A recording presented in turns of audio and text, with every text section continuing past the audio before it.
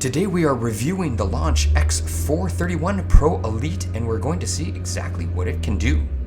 3, 2, 1. Good day everyone, GarageKing here, and today I want to review the Launch X431 Pro Elite that I purchased off Amazon. Now, this scanner is not cheap, but it does a lot. It's more than just a regular scanner for the do-it-yourselfer. This one really treads into the Pro line. At least that's what I think. I've owned a few scanners in the past and I've done reviews on them, but this one really, it takes it to a next level. And I'm finding that as I upgrade and sort of, spend more and more money on scanners, you do really get what you pay for. So this one looks exactly like a tablet. That's the form. It's got no buttons. It just has a screen. It does have a camera in the back and this cool little handle so it will stand up when you're using it. Now, the one thing I really did like about this was the foam case that it came in. It's very high density foam, very stable for protection. So this way, if you drop it, you don't have to worry about it. Now, the screen itself is Android based, and you can see here, there is a lot on the screen. So let's start from the beginning. All right, so it's got a decent camera. You can see here, I'm filming the camera. And then if we look here, you can see it has a quick browser. One of the things that I was afraid about, and you can definitely tell from the memory in some of these scanners, if they have a very slow browser, then that means they're lacking in memory. This one was relatively quick, so I was very happy with that. Here's the main screen, and if I go into the service functions and scroll up, you can see all of the different service functions that this scanner has. And as you can see, just by me doing this here, there are many of them. Now, if we go into the local diagnosis here, you can see here is all the name brands. I have it set at the top for all. So I'll scroll through and you can see there's all. However, you can see there is a menu at the top. You can see a little arrow going around where you can sort it for common, American, European, Asian, Chinese, or you can purchase, and that would be for renewals. Now, one of the things that I did like is it was just very easy to utilize. So once I put in my code and I activated the scanner, I was able to download the latest software. There is some buttons along the bottom that make it very easy to use. And one of the things that I did find that I liked was DTC help. So if you go in here, you can take a look, and I'll just pick any car at random. So here's some DTCs that popped up. I'm not searching for any in particular, but you can see it's just got a ton of them. Now, it also has a technology handbook, and I was wondering what the heck is that?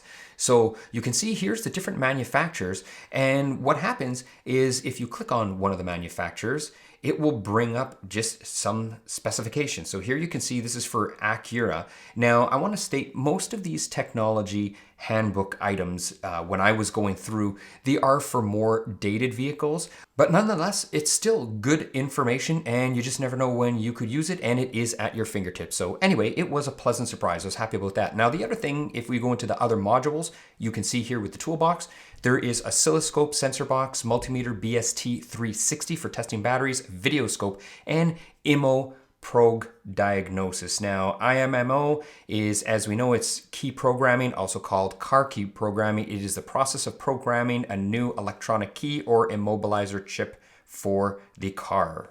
Now, I briefly touched on the other ones, but unfortunately I can't review them because if you see here, I pressed video scope and it says endoscope. What does it say there? Endoscope hardware connection is not detected. So I just don't have one to check. Same with the oscilloscope. There's the scope boxes you can get from Launch, but I can't test them because I don't have them to plug in. Here we're back at the main screen, and if I go into settings, usually you have to press it a little bit harder or twice. One of the things I found really interesting was you could search. So if you don't know where something is in the settings, you can search. So here I'm entering time for time zone. So you can see here, it comes up time zone. So I'm going to click time zone. And then what it'll do is it'll flash and there's my time zone setting. So very, very easy to use. But how does it work in real life? That's what I want to see.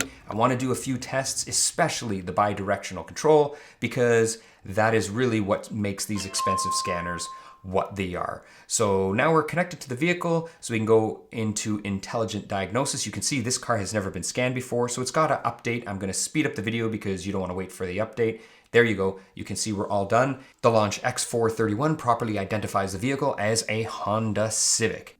So if we go into the quick access right here, you can see there'll be a little bit of a menu, but before that we have to just get into what we are. So I'm typing Canada because I am in Canada. Now I can go to the health report. Now most launches will do a health report. I'm speeding this up. The videos is at 20 times, but I'm just showing you what the health report looks like because it does take a little bit of time.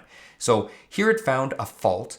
And what it is abnormal battery voltage, B1177. It'll tell you possible failures, supply line open or short. So it gives you a little bit of a definition, and 7.5 volts is fairly, low, but this is the great thing. Now we can search it up. So it brings us right to the internet right here. We can click on here. And I know this isn't a Accord if you're paying attention to the video, but it's still a Honda. And we can scroll to see what the most common problems for that code is. And as we learn here, we find it's most likely a battery that is on the way out. And that's what I believe it is, because this Honda seems to have trouble starting when it gets cold outside. So I thought that was really interesting, for code searches that, once you get a code, it would just really easily look it up for you on the internet. I really did like that. And we can also look at data stream within the different modules of the car. So here, this isn't the data stream of the engine or the ECM.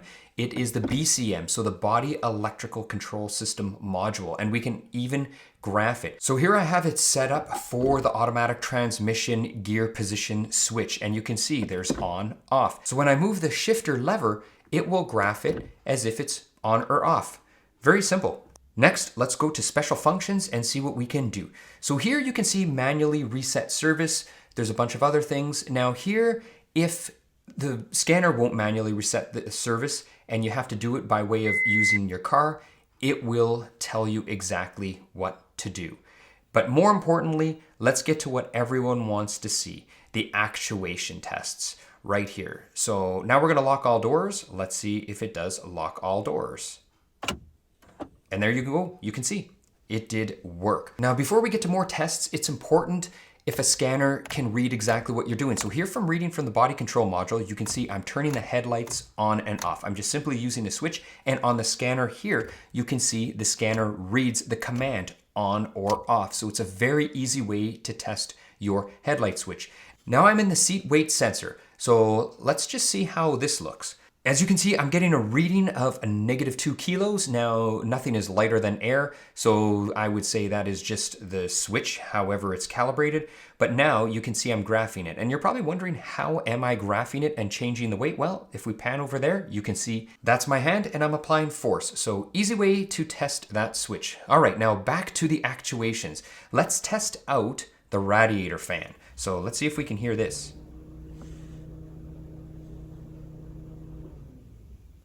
All right, AC clutch. And if you listen closely, you could hear the AC clutch. The horn, well, we don't have to listen too hard for the horn because it is quite loud. Now, here are the headlights, so we can control the relay for the headlights. Here was an interesting test I found. It's an EGR. So the scanner gives you a bunch of parameters that you have to meet for the test to take place, and then it will do the test. If you heard that blip in the engine's RPM, that was not me. That was the EGR activating, and we get back that the tests are normal. Now, the other thing is, when you're looking at live data, it's nice to know what the range is, what they should be. So as you can see, there is the actual readings from the sensors, and then there is sort of a range that that sensor should fall into. So I found that useful, and it is very helpful. The other thing is, again, you can graph whatever you want. You can see here, I'll give it a little bit of acceleration, and there we're graphing things. So you can graph multiple sensors at the same time, which is very handy. This Honda doesn't have brake pad replacement, so it tells you it's not supported on this vehicle. The only thing is you do get that little bit of the annoying sound when you unplug it, but it's just there to try to remind you not to forget. So here we have another vehicle. We have a Lexus, so I want to try some bi-directional control on the Lexus. So I'm in the AC control module, and I am adjusting the blower motor. I can adjust them in very small increments. You can see there, it's actually turned off. So everything's turned off, but yet I have the blower motor on, and I can do it in very small incremental steps, and I will let you listen in the background, and you can hear the blower motor coming on. This is very handy for checking and testing switches because you know you still have control. Now the interesting thing is, look, I can try to push all the buttons and I can't change anything because the scanner is actually in control right now. So quite a neat function. If we look at our turn signal stock, we can see there's the headlight switch. And if we look here, we can see our light auto switch is on. So once again, I'm in the live data right now. Let's turn it off just like so, and it should register as off, and it does. For fuel injectors, we can turn off individual injectors. Take a listen.